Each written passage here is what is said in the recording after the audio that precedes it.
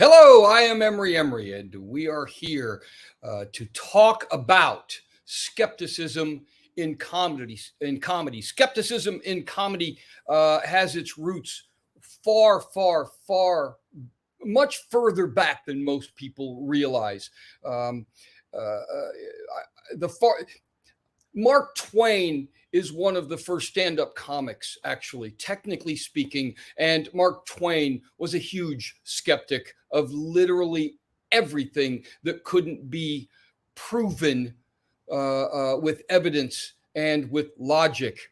And he is the man that really brought together the two ideas of skepticism and humor. And that has radiated out to create a world of stand-up comics who perform with their philosophy and with their skepticism. Not all comics are skeptic, and that's a shame. But we are going to be speaking today about skepticism in comedy with some very, very amazing and intelligent people who know all about what I have just set up. And I'm going to bring them to this discussion right now, one by one. Right now, I would like to start with our first member of the panel. This woman co-hosts the Center for Inquiry's Point of Inquiry podcast, host of YouTube video series Skeptical Inquirer Presents. She's a veteran stand-up comic. She's appeared on HBO, Comedy Central, The View, Netflix, and Showtime's Even More Funny Women of a Certain Age. What a title. Please welcome Leighann Lord to the panel. Woo! Hey, welcome, Emery. Leighann. Thank you. Thank you so much. It's good to see you. Now I'm going to bring in our next panelist. Ladies and gentlemen, this man I've worked with myself professionally. I directed one of his TV specials. He has two 1-hour TV specials, Critical and Thinking, The Extraordinary. Extraordinary is the other one. I worked with him on Critical and Thinking. I was the director of that. His podcast, Critical and Thinking, with Ty Barnett and Ian Harris, is his other amazing work. Please welcome Ian Harris. Howdy. Hey, Leighann. Hey, Ian. Hey, Emily. Thank you for that. Thanks for having me here. This is going to be fun. I am happy to see you, my friend. We don't get together often enough. Also, we're going to bring in our next panelist, ladies and gentlemen, co-host of Squaring the Strange, owner of Two Heads Studios in Las Vegas, providing a caricature entertainment to some of the largest, swankiest events in the world, current world holder of the most humorous title with the International Society of Caricature Artists, PR coordinator at Imagine Communications, and one of my friends, Celestia Ward. I just today learned properly how to pronounce Celestia, and now you know how to pronounce Celestia. We welcome Celestia Ward. There's no wrong way to say it. There's no wrong way. Celestia? Okay, that's wrong. Thank you. Thank you. I will not point out who said it that way, but I am going to say that I've heard it said. Well, that might be a Latin pronunciation. That's all. Just yeah, right? That would be the Latin, yeah. Or maybe Italian, Celestia, if you do it like this. Celestia. All right. And we are pronouncing Leighann properly. Is that correct? Absolutely. All right. Absolutely. Yeah, that G and H make people stumble. I don't know why it's there. My parents just wanted to get in extra letters. Well, my parents named me this way so that no one would have to figure anything out once they understood the first name. It's almost like the second one's there is for emphasis, like Emery. Emery! Right? Yeah, well, you're basically describing my childhood. Do we need a moment? Do you need a hug? Are you triggered? Do you have a middle name, Emery? Emery. That's a funny story, Ian. I will share with you the story of my middle name. My mom and dad did not want to give me any middle name. And in the hospital, the story goes that the nurse would go out. She typed up the birth certificate and brought it in for my mother to sign. And the first time she brought it in, they put the word none, where None, they wrote that out in the space for middle, which would quite obviously make my name Emery None Emery, which Mom didn't want. So then Well, she right said, now no. that'd be great. Now that we call them nuns. I know, right? Yeah. You're the original nun. I'm the original nun. Yeah. Gosh. At least I'm not. I didn't mean to step on your thing. At least I wasn't flying. But then she said, take this away, type it up. There needs to be nothing in the middle namespace. We bring it back. And this time, I believe she said it had an N/A for not applicable, which would make my name Emery N/A Emery. And my mom said, are you out of your mind? This doesn't work. Stop it. So the third time she brought it in, because all stories work with classic comedy structure, it had two hyphens in there. And she settled for that. So many of my friends refer to me as dash or double dash. Sweet. Wow. My name is so Emery. Now you've got to sue DoorDash. That's copyright and brand infringement, sir. That's exactly right. You could just shorten that and just be Emery Emery. Emery Emery? Yeah, I'm Emery Emery. Nickname. My autograph has 2 dashes in it. It's just the word Emery in cursive, 2 dashes, and then a squared up at the top, a little 2. That's pretty sweet. And that's our panel, everybody. Have a great This is our panel.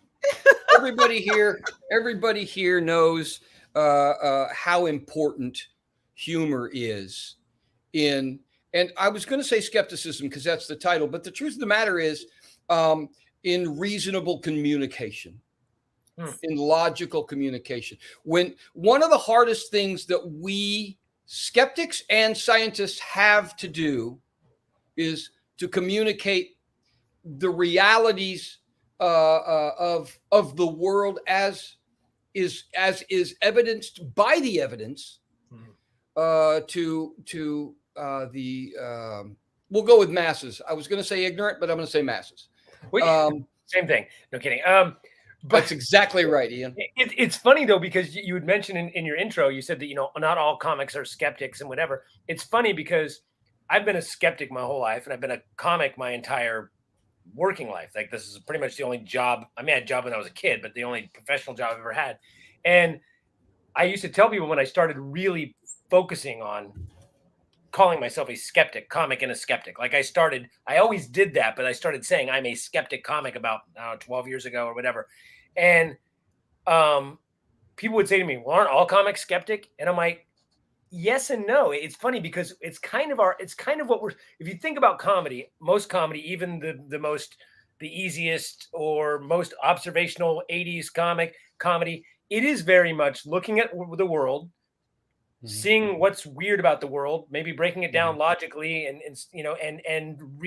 repackaging it for people to go, oh, wow, I do that too. Or, oh, that's funny. And that is kind of skepticism, but it really isn't skepticism the way we know skepticism. And I think when you take it to that level, like you're talking about, like a Mark Twain or someone, when you take it to that level and you really break down the illogic or the irrationality of a lot of the things we believe and do in reality, it's way funnier. And I wish more people would break it down to a core. I mean, there are Richard Pryor and George Carlin, and I mean, there's a lot of very famous comics that did that, of course. But I would love to see it more. Yeah. The observational humor, which is basically what you were referring to, observational humor definitely is a place for skepticism to flourish. But I want to touch on something else you said as well. When I said that not all comics are skeptics, it's also important to understand that there are, right now in our world, there are 2 kinds of skeptics. One are science-based skeptics. I like to refer to everybody in this panel as a science-based skeptic. And then the other, I don't have the perfect name for. We've got some very talented people right now. Maybe you can help me think of the right phrase for them. But, the flat earthers are not skeptics. They think they're skeptics. They've been duped into believing that the processes they employ are skepticism. Deniers. But yes. in fact, that is not what's happening. And I've never thought of a reasonable name for them. And by reasonable, I mean something that doesn't necessarily offend. We don't always have to offend in order to call out bad thinking, because that's, to me, the easy thing to do is just call them idiots, you know. But I don't think they're idiots. I think that they're deluded. I think that they're, you know, when those of us in the skeptic community who found our way away from atheism, eventually we came to understand that it doesn't make sense to call people idiots when you were one of those, most likely yourself, and now you're not.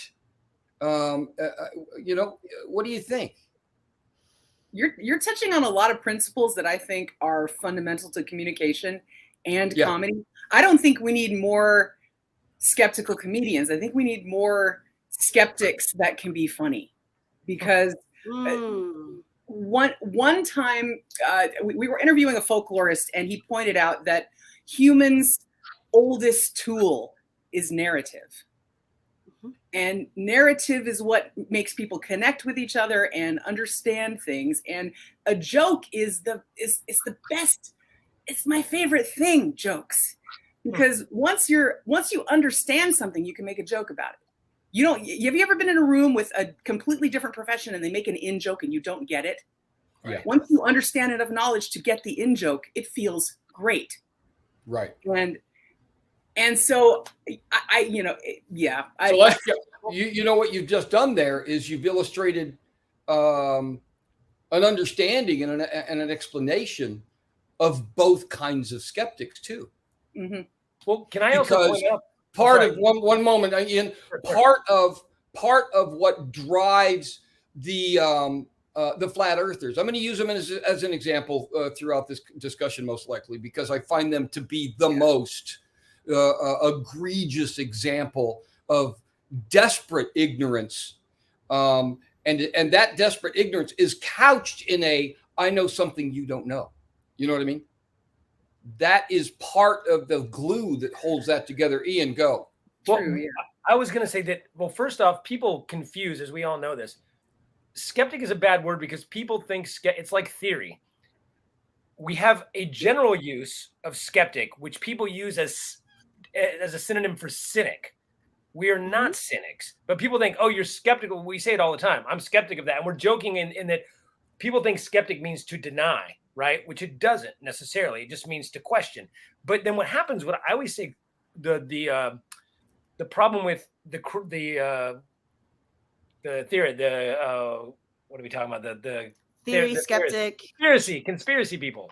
Okay. Is that they think there's this old thing of question everything, right? People always say, question everything, man. And that sounds like that is a good idea. Question it. But they think question everything means take that, question this, and when you get an answer, question that. When you get an answer, question that. And then it's the jacking off, right? Just asking questions. And they just keep, I'm just asking questions. If you never accept an answer and you don't understand where evidence comes from, and you don't understand what good evidence is or logic, how to put it together, you're just going to keep asking questions. And it's like you can pile somebody with evidence and they'll go, yeah, but let me ask the question of, do we trust evidence? And it's like, they're always asking questions, and that's the flaw in their thinking. But they're on the right track to begin with of, hey, let's question stuff. This seems a little off. Can we question it? But they just don't know when to accept evidence and what is good evidence to accept. So they're constantly questioning everything, including the answers that they just came across themselves. And that's almost like a cognitive dissonance thing. Like when you're talking to somebody and you're showing them the evidence and they go, I just watched the thing with this Jordan Kepler or whatever, showing the Trump people, the January 6th hearings. And he showed one of them, Ivanka Trump, saying, well, this is his daughter saying that she believes it wasn't a lie. And the guy goes, well, they're cloning people now, aren't they? He goes, maybe. That's amazing. He goes, right? That doesn't even look like her. That's got to be a clone. She looks scared. Maybe they got a gun to her, kind of a thing. And it's like, that's where they had to take it. You know, part of this is very specifically to your point, Ian, is human nature, you know, a little social psychology here. Once you make a decision, and this is any of us, it is very hard to now unmake that decision or go back with more evidence and say that you were wrong because you've invested. It's one of the reasons why when people are conned, they don't come forward. They might admit it to themselves and they're very ashamed and they're embarrassed. And that admitting that is more difficult than doubling down on that false belief. Yes. Because they don't want to backtrack. They don't want to, correct that. And I think we all have that capacity. That's where the compassion comes in, because it's like, what do you mean Star Trek's not better than Star Wars? It can be silly, but then on that side of it, we can also see where it's detrimental and how we've gotten to where we are. But when you mentioned the way I sort of interpreted what you said in terms of there being different types of comedy, we have, observational, pure monologist, slapstick, improv. There are so many entryways for comedy and what comedy can do. We happen just to be in this particular branch of it and do stand-up in this particular way. And I am very much, I feel, from the George Carlin school. He had this ability to take really, how shall I say, explosive topics, the things that we would argue about, things that people want to have fisticuffs about, and make it funny. And I feel when you take a serious subject, you make it funny. Humor, that laugh gives us that cleansing breath. I call it like, whoo, we just laughed at this and it's still serious, but maybe we can talk about this now. I think that's the gift that comedy gives people, that space. I want to jump in and give you some props, Leighann.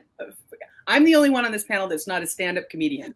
I'm a cartoonist, but Leighann provided one of the best things at the last SciCon I attended, because she would be off in the sidelines crafting some humor and a joke about the last speaker, who often, being at a skeptics conference, I'm not saying everybody's like this, but you have your share of people who are like, fact, fact, fact, fact, fact, chart of facts, graph of facts, PowerPoint of facts, fact, fact. I wish people would listen to our facts.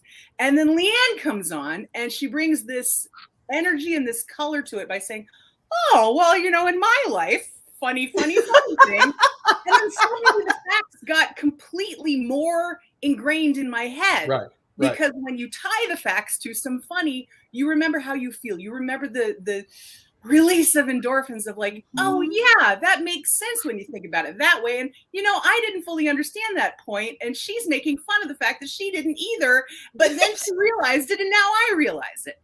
What? Yeah. And that's the thing that Leighann said that was so great right there. I didn't mean to, but when you said about the humor, about when people realize they're wrong or they know something or they're trying to change, but they can't do it. They can't make that public admission, or when you're sitting in a room and everyone's laughing at something that you may believe in, right? Like that's where comedy and skepticism comedy works so well, is that if I'm sitting in an audience and somebody made a joke and everyone's laughing and I'm even laughing, and it's something that I believe, but I'm laughing at the silliness of it, it kind of allows me to go, oh, other people see this as silly too. And I think I've said this much. And I've said this so many times. I feel in interviews where I'm like, I try to do little bits of different stuff, Bigfoot, then ghosts, then astrology, and try to break down all these different little topics. And then I might do religion. And the funny thing is I always find people that laugh at an hour, they laugh at 50 minutes, but they're really upset about 10. Well, that's a fundamental problem when performing for folks. Full stop right there. What the problem comes in when someone has a personal connection to something that they might be offended by. They will laugh at everything else that could offend others, but when it becomes personal, all of a sudden you shouldn't be doing that. And there's again a cognitive dissonance there, where they don't seem to get that all of these other topics that are maybe triggering to other people, why aren't they saying don't do that? By the way, when someone comes up to me, this happened at a show at the Improv. Someone came up to me. We were doing a show called Dirty Church, and they came up to me and said, what you said, I did a rape story about being molested by my uncle. What you said about rape, you shouldn't be talking about that. You should not be talking about rape. It's not funny and it's not right. And I'm like, first of all, I said, they said it was violence. That's what this guy said to me. He goes, just saying the word rape is violent. And so for the first time in my career, it occurred to me to just go, oh! And he said, what's wrong with you? And I go, that hurt, you're hurting me, stop it! And that's all I did until he walked away. I'm in front of the improv yelling, ow, you're hurting me, stop hurting me, stop hitting me, stop hurting me. And he walked away because, quite frankly, that's what he's claiming. Right. So I just showed him that what he's claiming is absurd. Of course, he's not hurting me, idiot. Right. But you know, but I can tell you the reason I became a comic. Maybe not the reason, but after I became a comic, my ability, and this goes to what Celestia was saying about Leighann's effect, my ability to understand, to maintain concepts was brought to life. I didn't have, and I'm not joking when I tell you, I'm not overstating when I tell you that prior to my getting into comedy, when I tried to read something, the way my mind works, ADD and all that, they called it something else when I was a kid when they diagnosed me with it. The way my mind works, I wasn't able to understand sentences because my mind would jump somewhere. And what I just read was just a bunch of, in my head, a bunch of sounds. I wasn't, right? It was humor that turned me into a human being that could function. It was also humor that helped me not be devastatingly scarred from a horrific experience of being molested by an uncle for 9 years. I was 5 when he began grooming me. I was 14 when he stopped. 9 years, longest relationship I've ever been in. But without that humor, I probably would be an absolute nightmare mess of a human being today. Oh, you're hurting me. Sorry. Oh, sorry. Sorry. It once again is if we have a superpower, if I had a superpower, I would think it would be humor and the ability to see humor and in situations that may not be inherently funny. My whole goal, my entire career, the through line has always been to enlighten and entertain. And then what I learned later is that how much it can really heal people. I mean, I think we all have stories where we've, interacted with an audience member, and they have just shared terrible things that have happened in their lives. You're standing at the bar and it's like, oh yeah, I'm getting a divorce, lost my job, got cancer, mom's sick. And they're at a comedy show and some of them against their will. Sometimes a friend will have brought them, oh, this will help you. And they didn't want to, and it actually did. And so it doesn't fix the problems. I like to think of it as giving people a respite and once again space in order to take a breath and then move on. But that laughter, that those not hormones, but those that well, there are actually chemicals released when we laugh. I experimented with this concept when I read about it when I was very young. I was in my 20s and I was traveling around the country doing stand-up comedy. And I would be driving in my car and I would just start laughing and try to get myself genuinely laughing hysterically and uncontrollably over nothing, literally over nothing, just trying to force myself to smile. And because I read that just the act, and I don't know if this is scientifically accurate, by the way, I really don't. I never looked into the details of. There was a German study, claim. I think. Yeah. Just the act of smiling produces a chemical reaction within your system that can bring you various kinds of, comfort and joy and automatically put you in a different space. It's pretty amazing. I know it works for me. Study with a pencil. Oh, really? They had, I forget the year, but it was a study in Germany where they gave people a pencil to hold, which forced them to kind of smile. They held it in their mouth. And they watched. You will hold the pencil. they watched the video, and the people who kind of were forced to smile rated the video as way funnier or something. And amazing. I'd have to look it up, or all you skeptics out there can look it up and tell me if I'm wrong. But, or can I just say, when you're holding a pencil in your mouth for an hour, anything is better. So maybe it's more like a minute, but Can I don't know. This feels like Catholic school right now. Right. I know, right? Put the pencil in your mouth, put the gum on your nose, stand in the corner. Somebody's going to hit you with a ruler. Well, I wanted to, if I could jump in and harken back to something that Emery said about, or actually all of you mentioned, people will listen to a bunch of comedy and laugh at 90% of it, but then 10% of it will hit their, you know, their anger button. Man, if I had a nickel for every time somebody stood behind me and watched me draw everybody else at the party, that's hilarious, man, you nailed him, that looks just like her, blah blah blah. They love how I drew everybody else, and then they sit down, is my nose that big? I don't really look like this. And suddenly it's personal, and all of a sudden they don't understand what a caricature is. Well, they yes, did before. And part of what I do, and I think this is the most important part of what I do, not the drawing, but I can sort of snipe those people out. I can sense it. You just hear a couple of things that they say, and you know, oh, you're one of those blind people, those face blind people who doesn't know what you look like, and every photo you've ever had has been through a filter. And okay, let's start to massage their ego. They sit down and you start saying, like, you know, I'm going to be mean to you, right? You know, this is a cartoon funny picture, and you sort of educate them about what caricature is. Right. And I think in a similar way, if you add humor to, okay, you know, we're talking about ideas. You know, I might be poking some of your ideas. And if they don't hold water, it's nothing personal against you. You can actually change your mind. It's okay to change your mind. So sort of prepping somebody for the humor is sometimes as important as, you know, prepping somebody for the, you know, it's contextualizing. It's saying, okay, you're in a space now where everybody's getting drawn in a funny, cartoon, silly way. And I got so used to doing that, I started doing that in other areas too. And I think it's helped me learn how to communicate with people who have different ideas than me, who might take things personally. Right. It's a way of level setting, maybe. In like, this is what's happening, everybody. This is where we are. This is what we're doing. Yeah. Climb down off the ledge. We're gonna be fine. I don't know if we're supposed to, but there's some questions that. Oh yeah. Did you? I don't know if you guys saw them, but we're gonna get to them. Go ahead and jump in there. One was directly. Well, first one just says, so it was Paradox. And what are some tips for the average skeptic to be funnier? And do you have a thought on that? Because I do. Yeah, please. I would love to hear yours.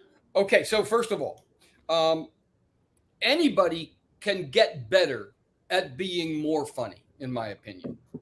By the way, I always say more funny rather than funnier, because some jerk I used to work with said funnier is not a word.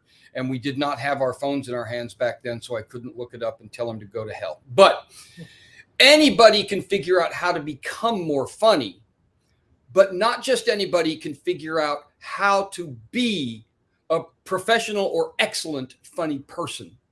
It's important to know that, in my opinion. It's really important to know that the craft of stand-up comedy, or the craft of humor, however you apply yourself, like Celestia does it through paper and pen and pencil, and I don't know if you use other things, but I want to remember something. I'm going to mention this.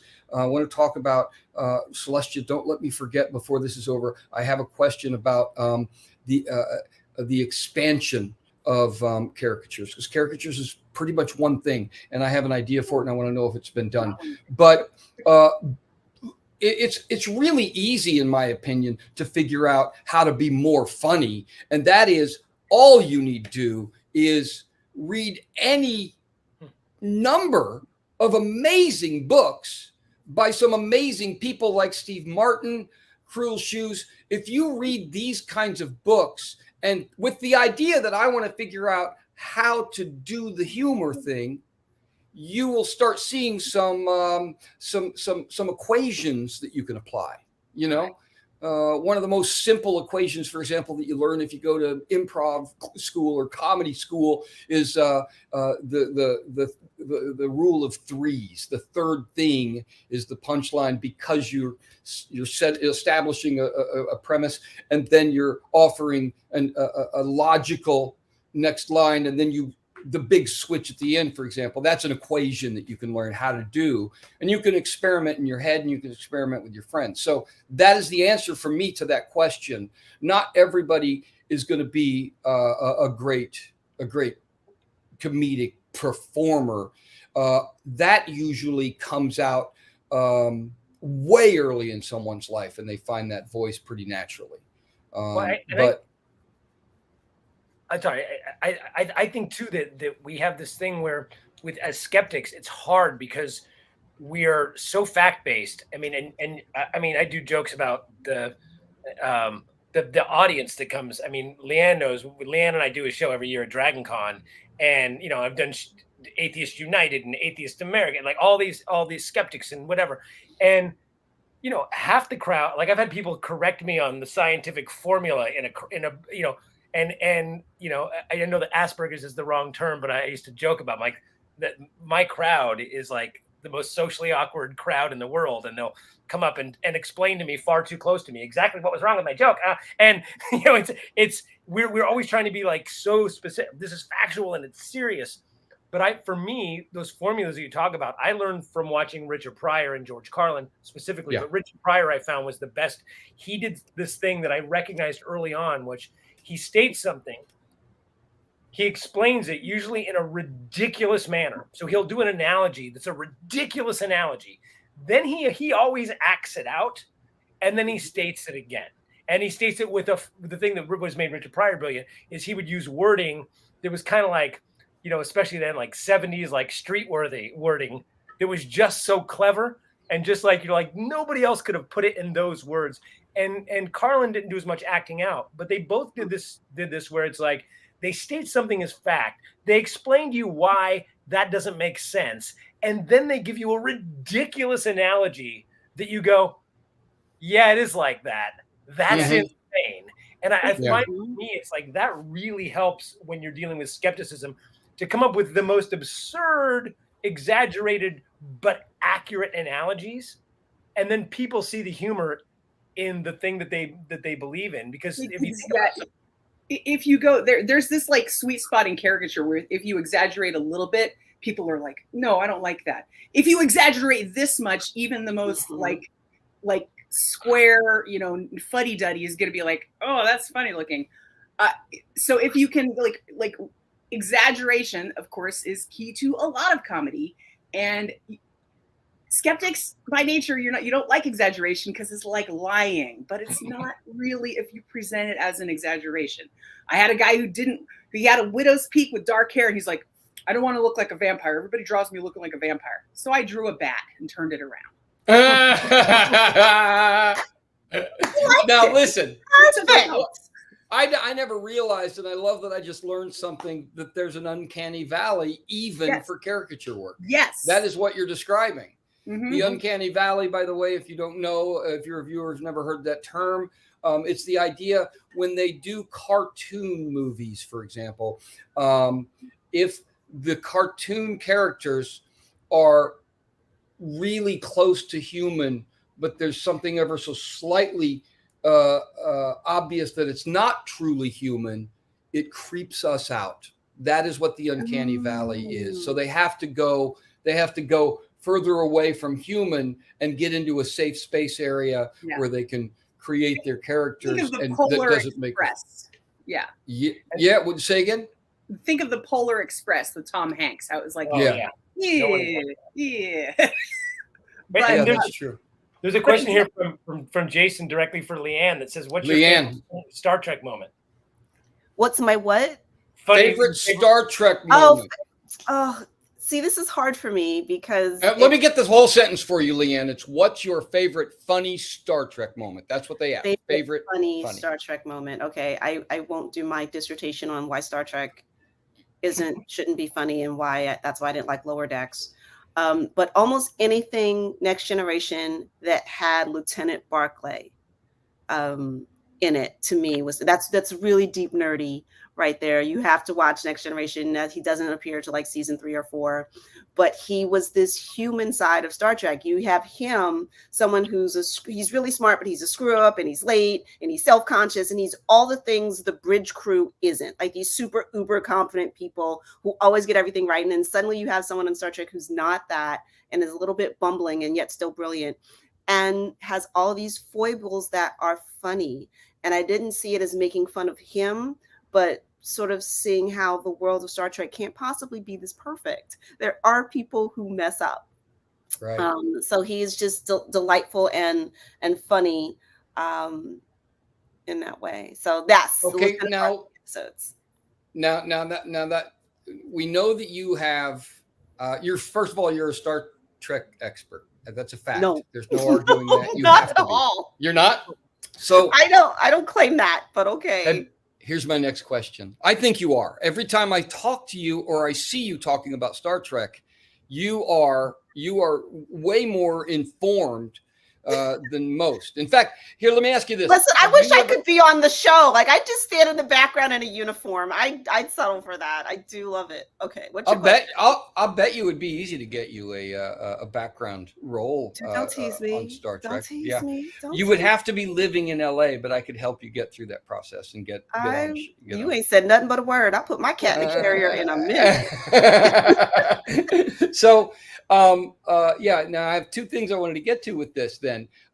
First of all, I just recently came across something that was astonishing. All of you folks, go watch the opening segment of Star Trek. Star Trek. What you're the original, I think, is original series. Where the ship is shooting through space, and it, on the opening segment, they just different angles and it shoots through space. Mm-hmm. But the background they used behind the ship flying is exactly the same set of stars. It never moves. It never changes. And because of that,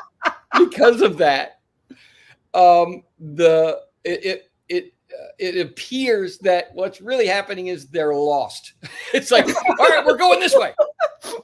And then, no, we should have been going that way.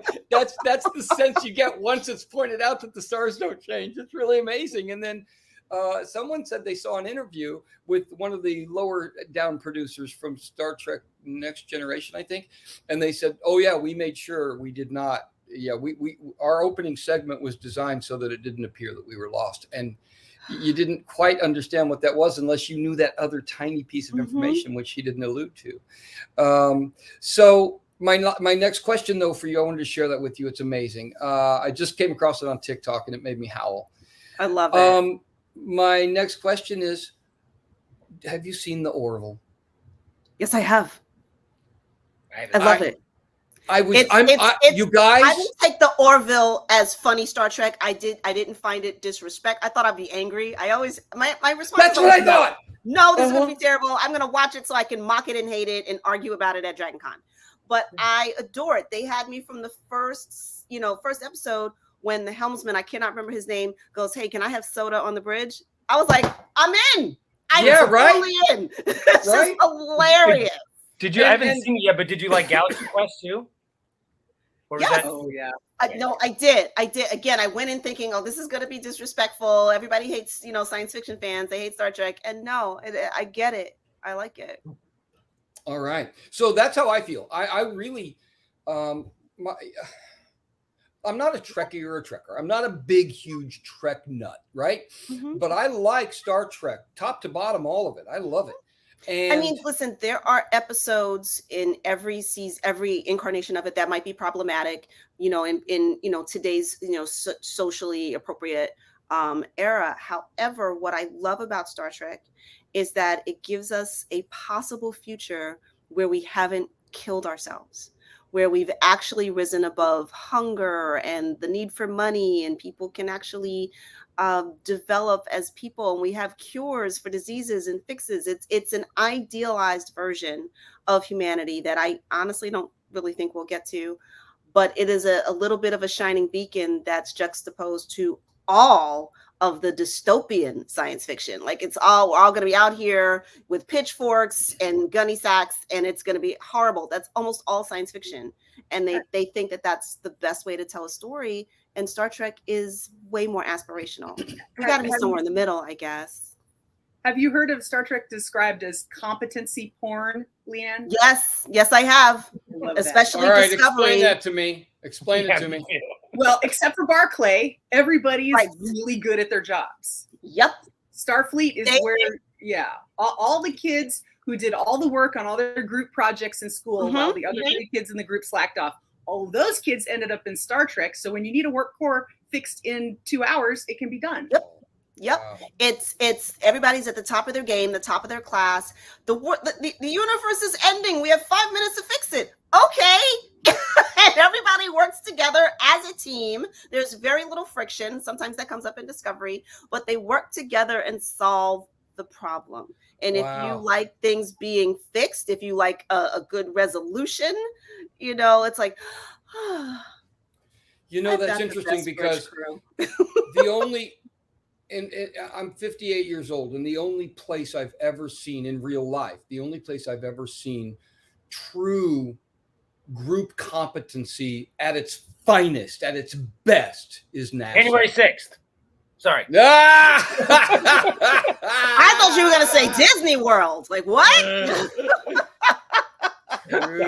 Sorry, go. You missed it. You said NASA, right? Yes. They put people in tin cans with very little computational power, and they shot them to the moon and got them back. And they had problems that happened, and they still figured out how to get 13 back. That is competency porn to me, and it's real. I gotta tell you, so it makes sense me, that these shows with people in space would be the most competent people of the earth, if you will. Can I also just say that I feel like that's because they have to be. Like, I really feel like we it's not that we're incompetent or we're lazy. And I feel like when we have to get something done right or everyone dies, people are like, except for climate change, of course, but everything else. That's what to say. Have you heard? Climate change would like to have a word, sir. Exactly. But it's like we can actually be competent and get shit done. When people are like, well, I don't know, and maybe it'll work out, maybe it won't. We fuck it up every time. I to Emery's point, I'm not a scientist. People think I am. I'm science adjacent. I am science fiction. I appreciate, I'm amazed at what human beings can do when we get our shit together. We're going into space. What? And even down to something that, is not, no one considers this phenomenal anymore. But come on, you guys, electricity, indoor plumbing. I don't know how to do that. I don't know how to build that. I flip a switch, and if I've paid the bill, the light goes on. I am fascinated. I'm fascinated that we could do this. Like when the aliens come to destroy us, because they're coming. It's absolutely happening now because we sent a camera out there, which is going to be on my iPhone any day now. I have this thing in my head that when the aliens come, what do we show them to save ourselves? Is it some piece of science? Is it some like, hey, have you been to the Louvre? Like, what can we show them to defend ourselves? And to me, it always comes down to something in the arts or the sciences. That is why humans should be spared and perhaps not cultivated for food. So the Kardashians? That's art, right? No? I don't art with a capital F. Art I'm with a capital F. No. Yeah, I don't know. I don't think we'll have the chance. If they come to consume us or to just take over, I don't think we have a chance unless when they get here, we're already somewhere else. That really is it. I think the only way any civilization and any being is going to be able to fight off or defend themselves against that which was capable of traversing the stars to get to another star with life on it. We are either doomed or in luck. We are either doomed or in luck. I really believe that's the case. Yeah, I don't think anybody's coming here to give us flowers and glitter. I don't, but I can't really, as much as I am of a science fiction fan, what consumes me and disturbs me more is how humans treat other humans. Like, we don't need the aliens to come and mess us up. We're doing an excellent job, generation after generation. Like, we are not learning. According to the right, the aliens are coming and screwing up America. Yes. Well, and they're really just everything I've heard. They're just coming to probe our butts, right? So I guess. You know, I'm in for that. To that, It's one of my Listen, kinks, guys. It's one of my hey, kinks. listen, that's a fun Wednesday. A joke just popped in my head when you guys said, aliens. I do a joke where I said I went to Mexico and I saw the strangest thing, Mexicans. And then I said, according to the news, they're all here. And I get people on both sides that will laugh at that. And then, oh yeah, that does sound ridiculous. So just as an example, of how you get someone to laugh at something that's uncomfortable and maybe even poke at a belief. And I say, listen, if I say anything to, I don't mean to say anything to offend anybody. If I do, it's just a bonus. Nice. I think you guys have both hit on two.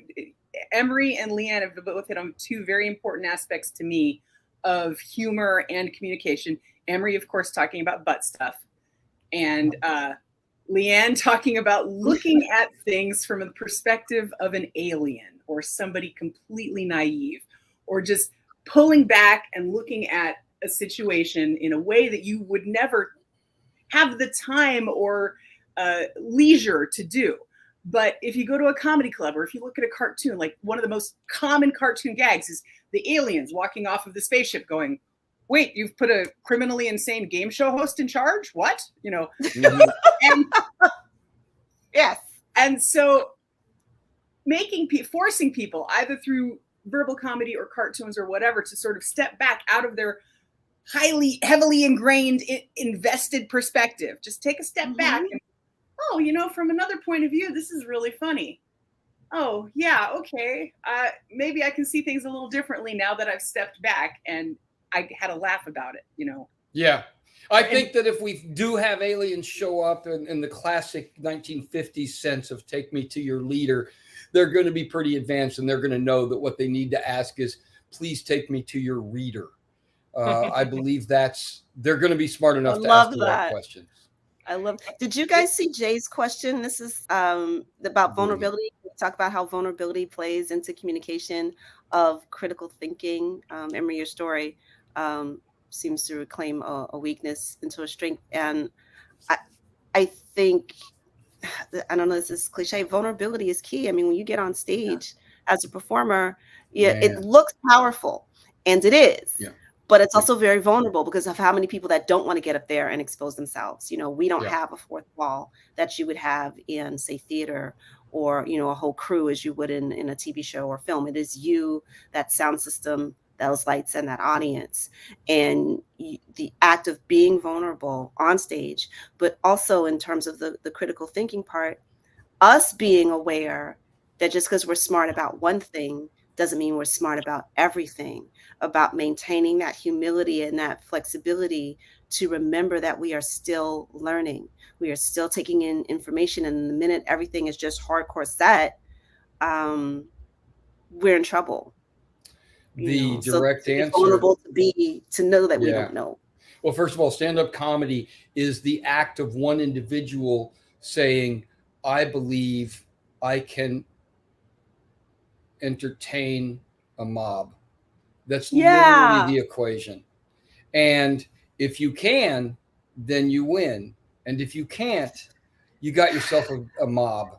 They aren't a mob until they're not entertained. Then they become a mob. It is line taming while you're walking a tightrope. And we choose to do this madness. What are we thinking?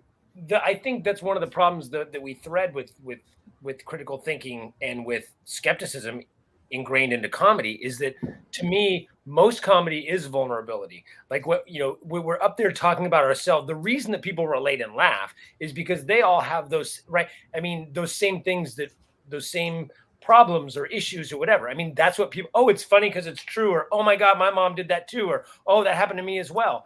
And you getting up there and saying it allows them to, in a comfortable situation where they're supposed to laugh and let loose, it allows them to laugh at themselves by laughing through you, by proxy through you. The downside sometimes with doing skepticism or doing stuff like this is that sometimes it sounds like if they're not on board with you, it sounds like you're preaching and going after them. And you hear that. I've heard that times, and I'm never trying to go after anybody. I've heard people go, "Oh, I love George Carlin, but that one special, he was just such an angry old man." And I'm like, "Oh, you mean it's bullshit and it's bad for you? The one where he was pointing out this is bullshit and you believe it, and this is bull." And they're like, "He was an angry old man." I'm like, I thought that one was hilarious. But it does sometimes come off as, and I've had people ask me this, how come you always make fun of everybody else, but you never make fun of yourself? And I'm like, I don't think I'm making fun of anybody. I just think I'm talking about ideas. But I get where that comes from. I'm saying, I don't believe this anymore, or I never did, or maybe I did, maybe I didn't. But people believe this stuff, and I think it's wacky. That isn't as vulnerable necessarily if you see it as me being talking down, kind of that punching down kind of a thing. And you need to make it vulnerable. You need to make it about yourself and about it, or otherwise it's going to come off as pretentious or, punching down. I like that you use the phrase punching down, because if you combine humor with skeptical outreach and education the wrong way, you end up punching down, and nobody likes that. Nobody listens to that. One of the things I do consciously and often on my podcast is I act as an audience proxy. Like, Ben will say something, above most people's pay grade, and I'll be like, well, hold on, I've always understood that to mean blah, blah, blah. Or wait, the most effective phrase I've ever used in changing somebody's thinking is the words, "I used to think that." Nice. And nice. I can, and one of the tiny micro moments of activism I do is when I'm drawing people, I have 5 minutes to talk about anything I want to them. And I will draw people from all walks of life, all random people. And we have a little rapport for 5 or 10 minutes. And I turn somebody around from not being into vaccines to being on board with vaccines. And I remember it greatly because it was just 5 minutes of me drawing her picture and blah, blah, blah, blah, blah. Oh, everybody's getting the flu, blah, blah, blah. She's like, oh yeah, I'll never get one of those vaccines. I was like, I used to think that, which might be bending the truth a little bit. I mean, I've never liked needles. And in truth, actually, my mother was anti-vax. She didn't get any of us vaccinated as kids. So in college, I had to march on over to the student, health clinic and get all my MMRs and everything that I hadn't gotten yet. Is that when you became autistic? That's when she joined the Avengers. Come on, Ian. The term is artistic, you idiot. Artistic. Thank you. That's when she became. By telling her, I used to think that, but I got really lucky. I know a couple of infectious disease doctors, and my one friend works at a pediatric hospital, and he told me this simple math thing that completely changed my thinking. He said the more adults get the flu vaccine, the fewer kids die of the flu. And I realized, oh my God, getting a flu vaccine, like if there was a kid and all I had to do was cross the street to save that kid's life, I would do it. And so I get my vaccine every year because it's kind of like my way of crossing the street to save a kid's life. And she's like, I never thought about it that way. I'm going to go get my flu vaccine and I'm going to make my mom do it too, So that's the number one phrase I hear. I've never thought of it that way. I've never thought of it that way. And you need to, humor, there's got to be humility tied with humor. Otherwise, you're just punching down. So the humility is, I used to think that way. And if you have a funny story about what you did that led to disaster, because, you don't want to talk about them falling down a 10-foot hole. But if you talk about the time that you fell down a 10-foot hole, it's funny to them. To borrow. And, there's an old joke in comedy. There's an old joke in comedy. An old woman falling down the stairs isn't funny, but an old woman pushed down the stairs is hilarious. Don't bring Ivana Trump into this. Man, we are so prone to. Can humor get us out of the divide, you guys? No. Can humor pull us somehow away from the brink of absolute civil war in this country? Well, is there any chance? It's tough because, my partner, Ty, in my podcast, Ty's not a skeptic like we are. He's not an atheist. He's not any of those things. He is way more skeptical than he used to be. And he's a skeptical thinker, but he's not a skeptic. He's getting there. He's a very smart guy. But he's come a long way just in our 3 years of doing the podcast. But one of the things, obviously I've been atheist my whole life, and I'm always talking about that sort of stuff. And the more and more we see the divide, and we see some of the crazy QAnon stuff, which is now 50% of the GOP. And we talk about them, the people that are still down in Dallas waiting for JFK to come back. There are thousands of people that were for months and months waiting for JFK to come back from the dead to anoint Trump king, which is so ridiculous on so many levels. But Ty would beat his head against the wall going, this is crazy. How could anyone believe this? And I go, Ty, I've been telling you, this is how I feel about religion forever. They believe in talking snakes and people coming back from the dead. And if you can believe that stuff and have millions or billions of people around the world believe ridiculous stuff, JFK coming back to anoint Trump king, isn't that weird?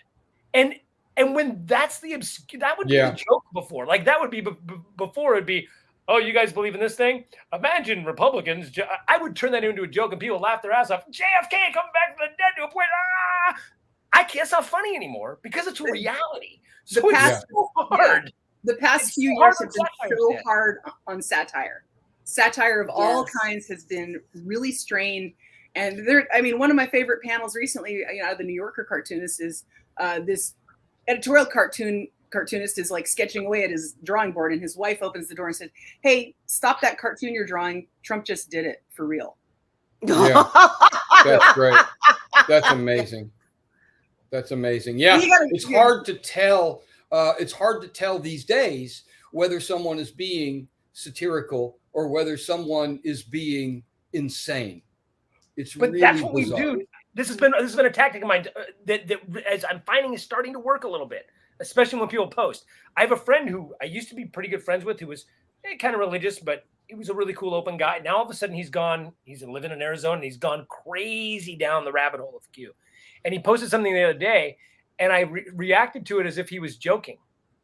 I go, "Oh man, that's hilarious," and blah blah blah blah. Oh, you know what'd be funnier is if this thing happened, and I posted this whole thing about how funny it was and how funny it would be, and made it even more ridiculous. Oh, how about if this thing happens and then Ivanka does this? Oh, that would be great. Oh, you need to turn this into a story. I've been doing that with people a lot. And some people are like, screw you, man. And some people are like, just kind of don't say anything. Or other people come in and go, oh, that is hilarious. And it's like, you need to start treating it. That's the one thing I am doing is sometimes pretending that they're doing satire when I know they aren't. And not being nice. Being completely legitimate, just pretending it's satire and going with it as if it's satire. And sometimes they push back and then go, "Oh, you weren't joking. Oh my God, really? Oh wow, we got to talk about this." That's kind of been opening up a few doors here and there. It's happened out 3 or 4 times. Reverse Poe, I like it. Yeah, it's a reverse Poe. That's well put. We have come to the end of our.